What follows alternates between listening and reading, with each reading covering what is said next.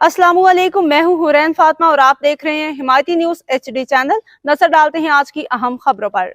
Bains colony में नमाज ईद उल फितर के औकात का ऐलान, तैयारियां मुकम्मल। कराची रिपोर्ट अहमदीन। हमायती ईद उल फितर की आमद के सिलसिले में कराची की बैंस कॉलोनी में नमाज ईद के बड़े इज्तिमात की तैयारियां हतमी मराहल में दाखिल हो गई हैं।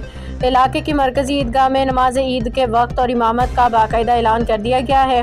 तफसीलात के मुताबिक मरकजी ईदगाह जुमा हमायती गोड बैंस कॉलोनी में नमाज ईद उल फितर ठीक सुबह 8 बजे अदा की जाएगी। ईद का खसूसी खुतबा और नमाज की इमामत के फ़राइज़ जामिया मस्जिद मोहम्मदी के इमाम खतीब मारूफ आलमदीन हज़रत अल्लामा मौलाना कारी मोहम्मद जमील नक्शबंदी साहब अंजाम देंगे। इंतज़ामिया की जानिब से जारी करदा बयान में कहा गया कि नमाज के वक्त की सख्ती से पाबंदी की जाएगी।